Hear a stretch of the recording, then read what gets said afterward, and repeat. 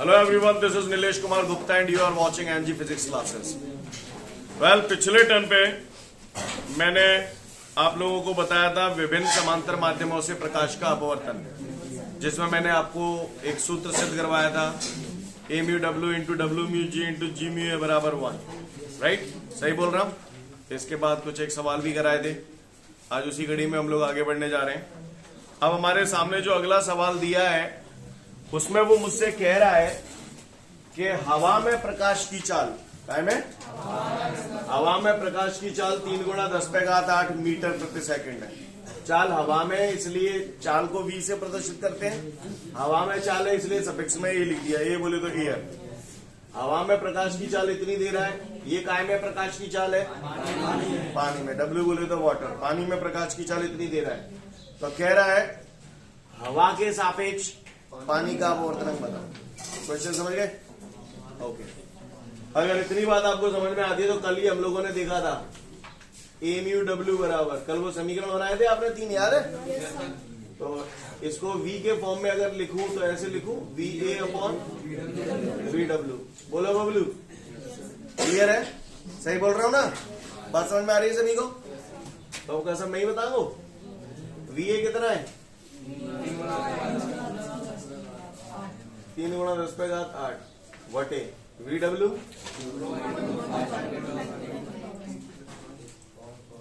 Clear. इस पूरी कथा को जब आप सॉल्व कर लेंगे तो आपका आंसर आएगा 1.33। सीन क्लियर है सभी को? नोट डाउन कर ले, फिर आगे बढ़ेंगे। इसके बाद हमारे सामने अगला सवाल है। वो कह रहा है पानी के सापेक्ष कांच का अपवर्तनांक 9/8 है। हवा में प्रकाश की चाल 3 गुणा 10⁵ किलोमीटर प्रति सेकंड है। तो कह रहा है पानी में प्रकाश की चाल बता दो। क्वेश्चन समझ में आ गया? yes. बोलो भैया। अगर क्वेश्चन समझ में आ गया तो गौर से देखेंगे सभी लोग। हवा में प्रकाश की चाल बोल रहा है 3 गुणा 10⁵ किलोमीटर प्रति सेकंड। किलो 1000 होता है। 1000 बोले तो 10⁻3, 10⁻3 मतलब 1000 ही होता है। तो किलो की जगह मैं 10⁻3 लिख सकता हूं। तो 10⁻3 और 10⁻5 10⁻8 मीटर प्रति सेकंड, यानी मैंने किलोमीटर पर सेकंड को मीटर पर सेकंड। यहां तक बात समझ में आ रही है सभी को? किसी को कोई परेशानी? समझ गए सब लोग? अब मुझसे पानी में चाल पूछ रहा है। काय में चाल पूछ रहा है? पानी में। तो चलिए देखते हैं इसे पानी में प्रकाश की चाल कैसे निकालें। तो भैया गौर से देखेंगे सभी लोग। अभी थोड़ी देर पहले हमने जो सवाल किया था, मैंने ए म्यू डब्ल्यू लिखा। तो ए म्यू डब्ल्यू बराबर V A upon V W या V W upon V A? A mu W बराबर V A upon V W या V W upon V A? Clear है ना? है? तो V A upon V W. बोलो Bablu, clear है सभी को? बढ़ू आगे। ए म्यू डब्ल्यू का मान कितना होता है? हवा के सापेक्ष पानी का अपवर्तनांक। पहले ही बता चुका हूं आपको। एक नोट में मैंने लिखवाया था ये सब। हवा का अपवर्तनांक 1 होता है। पानी का कितना होता है? 4/3 या 1.33। कांच का 1.5। याद होने चाहिए टकाटक। यहाँ पर मुझे पानी का अपवर्तनांक चाहिए, कितना होता है?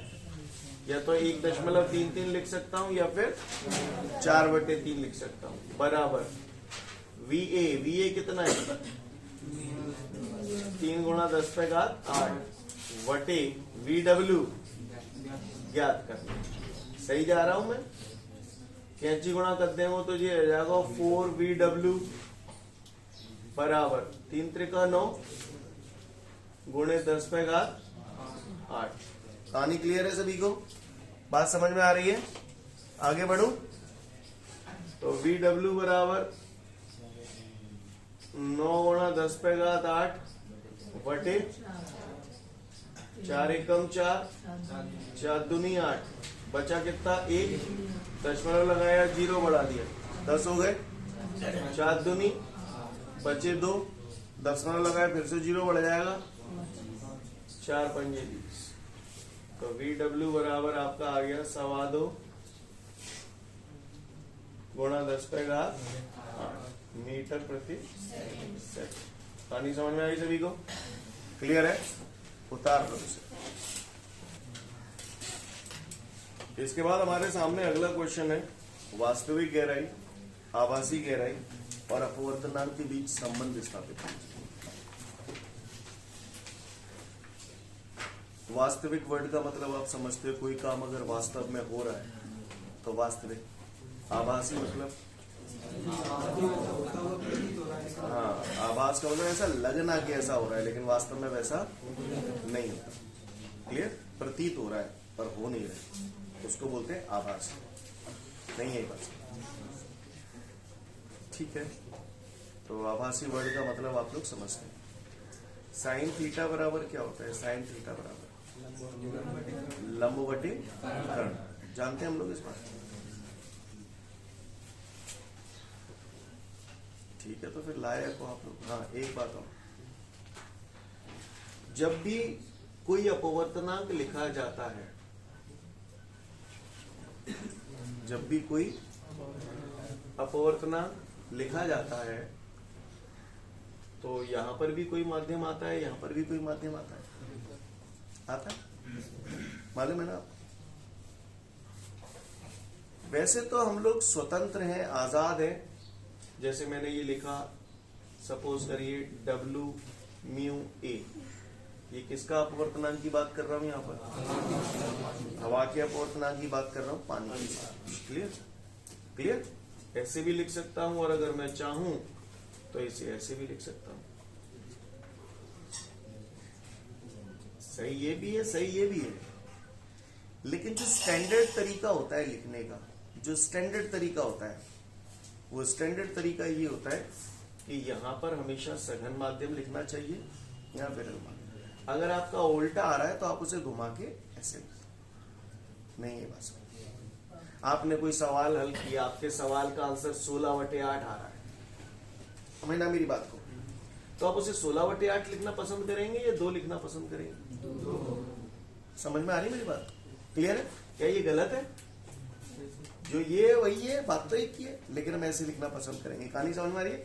इसी तरीके से किसी भी माध्यम का अपवर्तनांक जब लिखा जाता है तो उसमें जो प्रॉपर वे है लिखने का, वो हमेशा हम विरल माध्यम के सापेक्ष सघन माध्यम का लिखते हैं।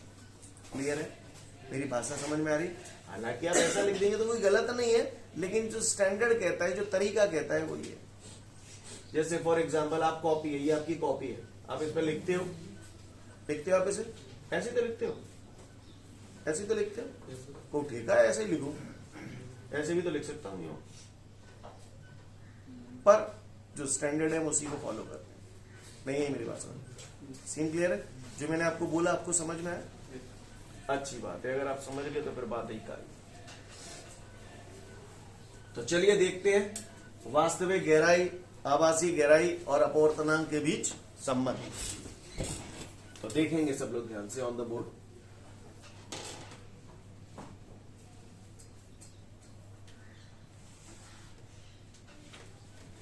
पात्र नजर आ रहा है आपको? बोलो भैया, आ रहा हो सकन नजर?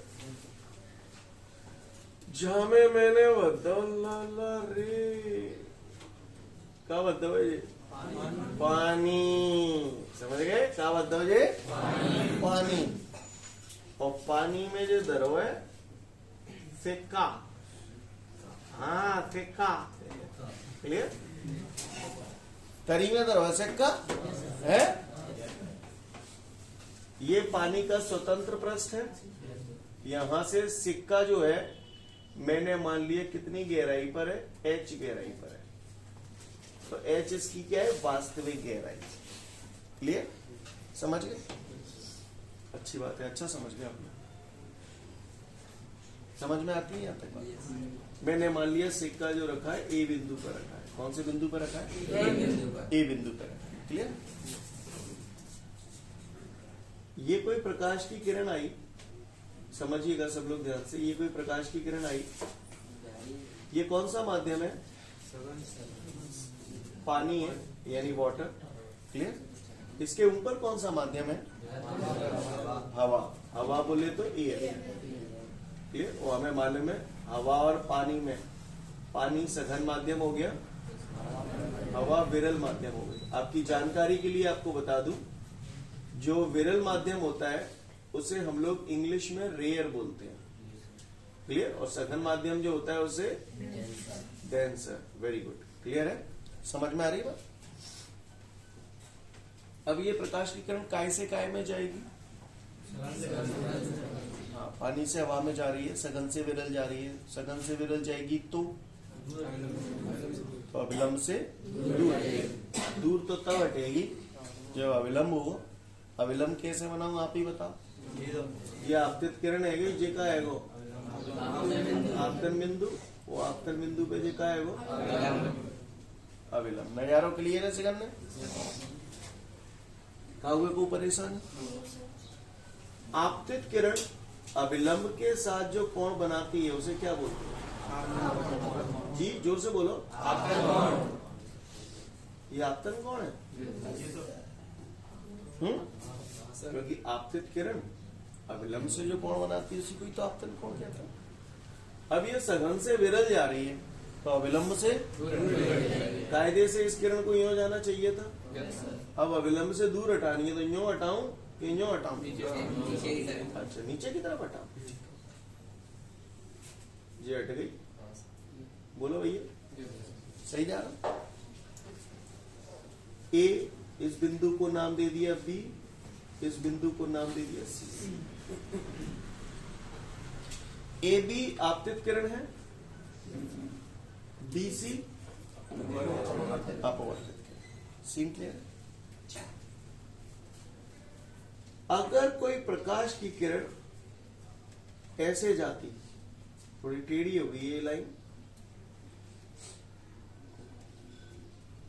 ठीक है। अगर कोई प्रकाश की किरण ऐसे जाती तो आप मुझे बताओ, जरा समझाओ मुझे कैसे चली जाती? बता चुका हूं ये सब। जब कोई प्रकाश की किरण किसी तल पर लंबवत गिरती है तो बिना किसी विचलन के ऐसे बोलो। इस बिंदु को मैंने नाम दे दिया एम। ठीक है, कुछ भी दे सकते हैं, कोई जरूरी नहीं है कि जो नाम गुप्ता जी ने दिए वो ही दें आप, कुछ भी दे सकते। चलूंगा। ये बात यार मैंने बचपन में पढ़ी थी कि ये कोण अगर 30 डिग्री है तो ये भी 30 ही होता है। क्यों? एकांतर कोण है। मुझे चित्र देखो और मुझे बताओ जरा ये कोण कितना होगा? क्यों? यही सीन बनना है। तद्दम आई बुरा तो नहीं लगेगा? तो लगे मैं क्या करता हूँ। यहाँ में ए भी आपतित किरण है और बी सी अपवर्तित किरण। तो बाहर की तरफ जे वाली किरण निकल रही होगी है, कौन सी घटना हो रही है? अपवर्तन की घटना हो रही है। तो कौन सा नियम लगेगा? अपवर्तन का नियम बोले तो स्नेल का नियम। क्या है स्नेल का नियम? बराबर साइन है। ये कौन? अच्छा, आपतन कोण तो ये हो गया, जहां मैं अपवर्तन कोण कहां बनाऊं? अपवर्तित किरण ये अविलंब ये तुझे बढ़िया कच्चे फर्स्ट क्लास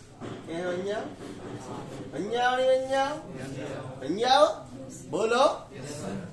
तो अपवर्तन की घटना है रही है तो अपवर्तन के नियमानुसार, ये तो ऐसे बोल दो या बोल दो स्नेल के नियमानुसार। तो अगर तेरे बोले व्यवहार हो तो ने मुझे बताओ स्नेल के नियमानुसार। हाँ भैया, क्या है स्नेल का नियम? बोले 1μ2 तो ठीक है, वो गौ जमा लो। जब पहले तो दूसरे माध्यम में ले जाते तो 1μ2 लिख दे। जा मैं क्या लिखूं 1μ2 की जगह? पानी पे हवा में जा रही तो क्या लिखूं? डब्ल्यू मुँह है। क्या लिखूं? डब्ल्यू मुँह है बराबर साइन आई अपॉन तंतैना पर रहो परेगो। हमें परेवाऊ। यहाँ तक क्लियर है सभी को? किसी को कोई दिक्कत? सुनिएगा ध्यान से। यहाँ तक तो आप लोग कर ही लेंगे, कुछ खास बात मैंने नहीं बताई, रोज यही चिल्ला रहा हूं। गौर से देखिएगा, ए बी आपतित किरण है और बी सी अपवर्तित किरण है। अब ये जो निर्गत किरण है ना बाहर की तरफ, यहां से अगर कोई बंदा इसे देख रहा होगा, ये कोई बंदा देख रहा है, क्लियर, तो यहां से जो बंदा इसे देख रहा होगा तो उसे ये किरण कहीं ना कहीं पीछे से आती है, पीछे से आती प्रतीत होगी। ये फाइनली उसे सिक्का यहां की बजाय यहां दिखाई देगा। नहीं है बात समझ। इस बिंदु को मैंने नाम दे दिया E डैश। क्या नाम दे दिया? E dash. सिक्का वास्तव में इतनी गहराई पे था, लेकिन प्रतीत इतनी गहराई पे हो रहा है। तो ये जो गहराई है, ये कौन सी गहराई? आवासी गहराई। इस गहराई को नाम दे दिया मैंने H डैश। क्या नाम दे दिया? समझ गए? क्लियर है? सोच लो, सोच ली, गाने सोचो, सोचो। अगर इतने ही समझते हो तो मुझे एक बात बता दो, जे कोण अगर 30 डिग्री है तो जे कितने होगा? 30 हो, क्योंकि संगत कोण। समझ में आती है बात? इस लाइन को गौर से देखिए, ये लाइन कहां पे जाके मिल रही है? ए डैश पे। ये वाली लाइन आर कोण बना रही है, तो ये वाली लाइन कितना कोण बनाएगी? आर। बढ़ू आगे, कितना कोण बनाएगी? आर। तो ये मैंने यहां लिख दिया आर। क्लियर है? समझ गए सब लोग? कोई दिक्कत? कोई दिक्कत? कोई दिक्कत? तो ये अपवर्तन कोण आर, ये आर है तो ये आर क्यों हो गया? समझ में आया? सभी को क्लियर है? अच्छी बात। ये वास्तविक गहराई हो गई, या आवासी गहराई होगी, और मैं उम्मीद करता हूं यहां तक मैंने जो भी समझाया आप लोगों को क्लियर है, बिल्कुल साफ कछुना आ रहा है। ठीक है, अगर क्लियर है तो मुझे एक बात बता दो, अगर तुम वाकई समझ गए, सिक्का उठा हुआ दिखाई दे रहा है, कौन सी घटना के कारण? पानी में पड़ा हुआ सिक्का ऊंचा उठा दिखाई देता है, अपवर्तन की घटना के कारण। क्लियर? कोई भी चीज अपनी सामान्य पोजीशन से ऊंची उठी दिखाई दे, अपवर्तन के कारण। क्लियर? आप सिक्के में कितना उठाव है? अगर मुझे उठाव निकालना है, सिक्का कितना उठ गया ये मुझे पता करना है, बता सकता है? H माइनस H में थे H डैश घटा देंगे तो यही तो बच जाओगे, यही तो उठेगा। सवाल पूछे वो तो बताइए, बोलिए नहीं। आओ पहले तो तुम्हें यहाँ ले आओ, जा। W म्यू ए बराबर सुना है साइन थीटा बराबर लंबवती कर्ण, जानते हो? आओ इस त्रिभुज को देखो, घुर्रा घुर्रा आगे दिख रहा है सभी को? AMB, इस त्रिभुज को देखो, इसमें कोण आई बन रहा है। मुझे लगाना साइन थीटा बराबर लंबवती कर्ण, तो साइन आई की जगह क्या लिख दूं? लंब कितने गए यहाँ में? MB। कर्ण कितने गए? नहीं है, कोण के सामने वाली भुजा लंब होती है और ये कर्ण हो गई, तो MB बटे AB। तंत्र पर रहा है? तो साइन आई की जगह मैंने कहा था दई लाला रे MB बटे AB बटे साइन आर। चलो आ जाओ, बोलो। हाँ समझ गए, कोण के सामने वाली भुजा लंब हो गई, तो ये है MB, कर्ण है गो A डैश B, तो ये लाला त्याई MB बटे A डैश B। MB ते MB सीन क्लियर है? कोई दिक्कत? आगे बढ़ो, समझ में आ रही है बात? अच्छी बात है। कहा बच्चे को जोते बोलो, कहीं टेसू जामे जो कह रहे हैं AB upon A dash B, और 99% लोग जेई करके आते हैं और नंबर मिलता है 0। तो अच्छे लोगों ने A डैश B ऊपर पहुंच जाएगी और ये AB नीचे आ गई, समझ गए? तो कहा जाओ जे कहानी समझ में आई? अपवर्तनांक लिखने का ये सही तरीका है क्या? सही तरीका क्या होगा? अच्छा, तो अगर इसको AMUW लिखूंगा तो ये यहाँ क्या हो जाएगा? बच्चा तो बच्चे ऐसी बात ना हल्ला पड़ जाता। सीन क्लियर है यहाँ तक? किसी को कोई परेशानी? आगे बढ़ जाओ। इतने गई अगर समझ में आ गई तो अब नेक्स्ट थोड़ा सा ध्यान देना है। AMUW बराबर गौर से देखिएगा सभी लोग, या ए भी, ये देखो पहले ए भी, यही तो है। यदि, ध्यान से समझिएगा सब लोग, यदि बिंदु बी बिंदु एम के अत्यंत निकट है, अत्यंत निकट है, तब, क्लियर, गौर से देखिएगा क्या लिखा है, समझ में आ रहा है आपको। यदि बिंदु बी बिंदु एम के अत्यंत निकट है, देखो अभी बिंदु बी यहां है, तो ए बी की लंबाई इतनी है। अगर बिंदु बी बिंदु एम के निकट हो जाए तो ऐसी सिचुएशन में ए बी काय के बराबर हो जाएगा, ए एम के बराबर हो जाएगा। बोलो, अगर बिंदु बी यहां से हटकर यहां आ जाए तो ये जो ए बी है वो ऐसे हो जाएगा, काय के बराबर हो जाएगा। यानी अगर ऐसा हो जाए तब ए बी लगभग बराबर हो जाएगा ए एम की, और ए डैश बी किसके बराबर हो जाएगा, ए डैश एम के। मैंने ना समझ में आई, ना नहीं आई, ना नहीं आई, आई गई।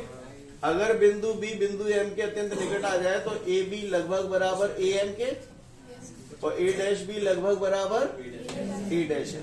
क्लियर है। तो बताओ ए बी की जगह का दे दो, A M, A dash B की जगह का दे दो, ए डैश एम। इस चिन्ह का मतलब समझते हो, लगभग बराबर। सीन क्लियर है सभी को। कहा को परेशानी, बढ़ जाऊं आगे। आओ, तो ए म्यू डब्ल्यू बराबर त्याई है लाला रे, ए एम कितने गए, ए डैश एम, एच डैश। देखो ये आ गया, देखो ये आ गया, क्लियर। ये कौन है, हाँ, वास्तविक गहराई, आवासी गहराई, और ये माध्यम का, यही तो प्रश्न था उसका, माध्यम का अपवर्तनांक, वास्तविक गहराई और आवासी गहराई के बीच संबंध स्थापित कीजिए। संबंध स्थापित हो गया, बढ़िया। ये आंसर यहाँ खत्म हो गया।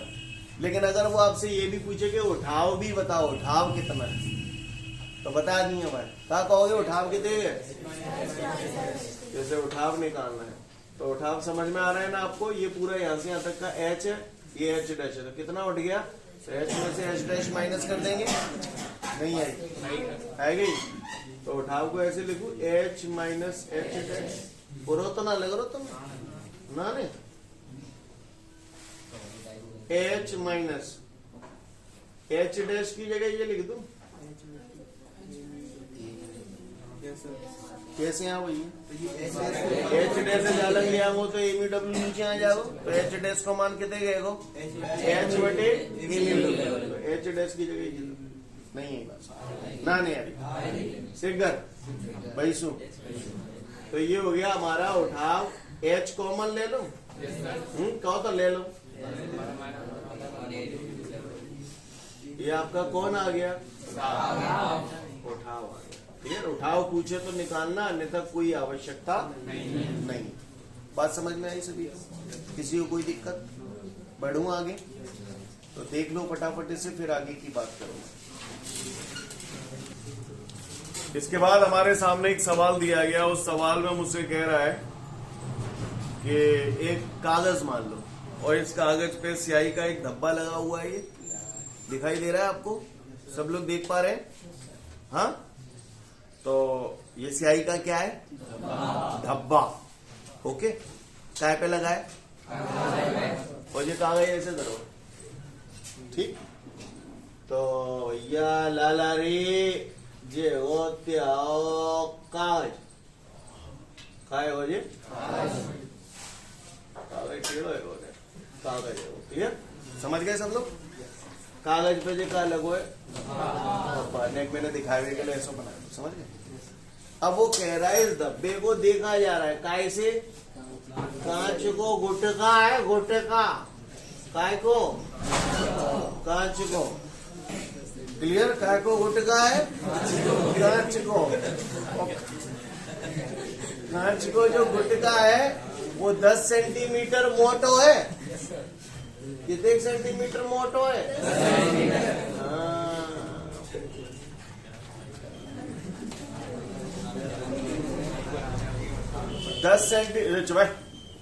10 सेंटीमीटर मोटो कांच को गुटकाया और यहां से इसको देखा जा रहा है। किसको? से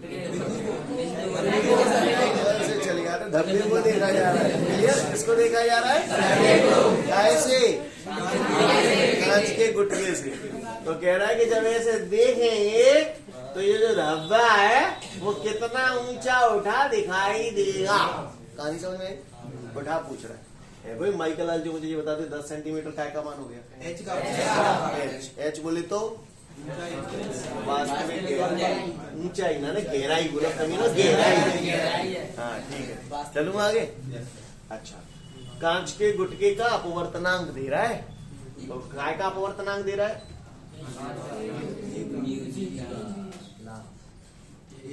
जिसका कोई नहीं होता उसकी हवा होती है। क्लियर? तो उठाव पूछ रहा है पट्टा। इससे पहले कि मैं उठाव बताऊं, अच्छा एक बात और मैं आपको बताऊं। अभी अभी जो थोड़ी देर पहले मैंने जो डेरिवेशन किया था उसमें आपका सूत्र आया था ए म्यू डब्ल्यू बराबर एच अपॉन एच। ऐसे ही तो लिखा था। हो सकता है कुछ लोग इस सूत्र को ऐसे भी लिखें, तो ये कोई गलत नहीं है, ये भी 100% करेक्ट है। आपके नोट्सों में ऐसे लिखा था या ऐसे लिखा था? ए हवा है, डब्ल्यू पानी है, एयर वाटर। पानी बोले तो विरल माध्यम, विरल को इंग्लिश में रेयर बोलते हैं इसलिए आर। पानी सघन है। अब जगह हर जगह हवा पानी हो ऐसा कोई जरूरी तो ना है। ध्यान में देखो, माध्यम ही बदल गो, कांच आएगो आएगो नहीं आएगो, कांच है और हवा है। तो बोलो भैया अब जा सूत्र में कैसे लिखूं? ए म्यू जी बराबर एच अपॉन। कहानी समझ आ रही है ना आप लोगों को मेरी? सीन क्लियर है सभी को? चमका दो मका होगा, मैं ही बताऊं। सॉरी, समझ गया ना? क्लियर? तो कहानी समझ में आई आपको? तो यहाँ पर क्या होगा? W की जगह G आ जाएगा। तो मैं उम्मीद करूं कि आप लोग मेरी इस बात को समझ गए। अब चूंकि पट्टों ने मुझसे पूछा क्या है? उठाव पूछा है। क्या पूछा है? उठाव। तो उठाव को फॉर्मूला पढ़ाओ अपन ने, या तो जैसे मैंने अभी लिखा उससे निकाल लो, या फिर डायरेक्ट उठाव का सूत्र रहता है अपने पास। उठाव बराबर हवाली हमने पढ़ो है H इंटू 1 माइनस 1 अपॉन ए म्यू जी। समझ गए जी? तो आपका चमका दे। एच कितने 10 1 माइनस 1 अपॉन ए म्यू जी 1.5 है। 10 बटेगो 0 बढ़ेगो 5 × 15 5 दूनी 10। मैं तो सांची क्या देता हूँ? 3 एकम 3 3 में से 2 गई 1/3। बोलो 1/3 को गुणा 10 से गुणा करेगो तो ये आएगा क्या? उठाओ 10/3 सेंटीमीटर और भाग देना, भाग दे लो। तो 3 दशमलव 3 सेंटीमीटर। तंता ही ना पढ़ रहा हो, उतार ले जा फटाफट, फिर आगे की बात करूंगा। तो उम्मीद करता हूं सबका ये सवाल हो गया होगा। अब इसके बाद मुझसे पूछ रहा है कि दैनिक जीवन में अपवर्तन के उदाहरण बताइए। क्या बताऊं? दैनिक जीवन में अपवर्तन के उदाहरण बताओ। तो दैनिक जीवन में अपवर्तन के उदाहरण सुन ले। हवाले 2 मिनट पहले पढ़ो। पानी में बड़ा सिक्का ऊंचा उठा दिखाई देता है। कोई पूछे ओटी वगैरह में बहुत आती है ये उदाहरण, है ना? पानी में बड़ा सिक्का ऊंचा उठा दिखाई देता है, कौन सी घटना के कारण? हाँ, कई बार आपने स्विमिंग पूल देखे होंगे, है ना? है ना? स्वच्छ पानी का जो तालाब है उसकी जो तली होती है वो जितनी गहराई पे हमें नजर आती है उतने पे नहीं होती, उससे ज्यादा पे होती है ना? तो स्वच्छ पानी के तालाब की तली ऊंची उठी दिखाई देती है। तो कोई पूछे काय की वजह से? अपवर्तन की वजह। कोई भी चीज अपनी सामान्य स्थिति से थोड़ी सी ऊंची उठी दिखाई दे तो आंख बंद करके बोल देना अपवर्तन की घटना के कारण। नहीं आई मेरी बात? क्लियर? सुनते रहे। अभी सूर्य और तारे है जहां से न्यारे। क्लियर? तो ये जो सूर्य और तारे जो होते हैं वो भी अपनी वास्तविक स्थिति से ऊंचे उठे दिखाई देते हैं। क्लियर? सूर्य जहां पर होता है वहां नहीं दिखाई देता, उससे थोड़ा सा ऊंचा उठा दिखाई देता है। क्लियर? कारण समझते हैं क्यों? जैसे ये आपकी पृथ्वी है, ये कौन है? जी हाँ मेरे भाइयों, वायुमंडल। क्लियर। अब यहाँ पर मान के चलो ये आपके सूर्य भगवान है। कौन से भगवान है? सूर्य भगवान। यहाँ से भी प्रकाश की किरण आई, तो जैसे जैसे नीचे आते जाते हैं माध्यम सघन होता जाता है। तो विरल से सघन आए तो प्रकाश की किरण विलंब की ओर झुक जाएगी, फिर विरल से सघन आए फिर झुक गई, फिर विरल से सघन आए फिर झुक गई। तो जनते जो बंदा देख रहा है उसको ये पीछे से आती प्रतीत होती नहीं। यही भाषा क्लियर है? मेरी भाषा समझ में आ रही है आपको? तो सूर्य और तारे अपनी वास्तविक स्थिति से ऊंचे उठे दिखाई देते हैं, कारण अपवर्तन। क्लियर है? समझ में आ रही है बात? किसी को कोई दिक्कत? तारे हमें टिमटिमाते हुए नजर आते हैं। तारे हमें टिमटिमाते हुए नजर आते हैं अपवर्तन की घटना के कारण। हर वो चीज हमें टिमटिमाती हुई नजर आती है। तो टिमटिमाती हुई नजर कब आती है? जब हमारी आंखों पर पड़ने वाली प्रकाश की मात्रा कभी बढ़े कभी घटे, कभी बढ़े कभी घटे। कहीं अभी ट्यूबलाइट टिमटिमाते हुई इसी नजर आवते वहां पर क्या हो रहा है? आपकी आंखों पर पड़ने वाले प्रकाश की मात्रा कभी कम हो रही है कभी ज्यादा हो रही है। यहाँ पर क्या होता है? वायुमंडल में लगातार हवाएं बह रही हैं, माध्यम का अपवर्तन घड़ी घड़ी बदलता रहता है। तो क्या होता है? यहाँ से जो प्रकाश आता है, छोटे मोटे तारों से जो प्रकाश आ रहा है, तो वो प्रकाश की मात्रा बहुत कम है। लेकिन जब वायुमंडल की विभिन्न परतों से आ रहा है तो वो बार बार क्या हो रहा है? ये किरण अपने मार्ग से विचलित हो रही है, जिससे यहाँ पर बैठ के जो बंदा देख रहा है उसकी आंखों पर पड़ने वाले प्रकाश की मात्रा कभी बढ़ रही है कभी घट रही है। क्लियर? अपवर्तन की घटना के कारण, जिसकी वजह से वो तारा हमें कैसा नजर आ रहा है? टिमटिमाता हुआ। लेकिन सूर्य टिमटिमाता हुआ क्यों नजर नहीं आ रहा? क्योंकि उससे प्रकाश की मात्रा इतनी ज्यादा आ रही है कि वो हमें टिमटिमाता हुआ नजर नहीं आता। लेकिन यहाँ पर प्रकाश की मात्रा कम आ रही है, नहीं बात, तो वो हमें टिमटिमाता हुआ नजर आता है। बात समझ में आ रही है कि नहीं आ रही? सीन क्लियर है? आपने बोला सूर्य और तारे अपनी वास्तविक स्थिति के कारण, सूर्य और तारे अपवर्तन की घटना के कारण अपनी वास्तविक स्थिति से थोड़े से ऊंचे उठे दिखाई देते। सोचना, सूर्य उदय होने वाला है, हुआ नहीं है। होने वाला है, हुआ नहीं है, होने वाला है। यानी तैयारी में उदय होने वाला है, हुआ नहीं है। लेकिन साला अपवर्तन की घटना की वजह से पहले ही दिखने लगे हो नहीं है। मतलब सूर्य उगवे थे पहले ही दिखने लगो अपवर्तन की घटना ही कारण। अच्छा, सूर्य अस्त है जा रहा है भावना ने, मतलब है गो अस्त है जा रहा, बहुत ज्यादा देर ना भी जस्ट अस्त भाव है। अस्त है के बाद दिखे हो, क्योंकि अपवर्तन की घटना के कारण कोई भी चीज अपनी वास्तविक स्थिति से ऊंची उठी है। तो अपवर्तन की घटना के कारण क्या लगता है? दिन की लंबाई बढ़ गई है घट गई? बढ़ गई। सूर्य उगे थे पहले ही दिखने लगो, अस्त है के थोड़ी देर बाद में दिख रहा है। अगर अपवर्तन की घटना नहीं होती तो दिन की लंबाई कम हो जाती। बात समझ में आई?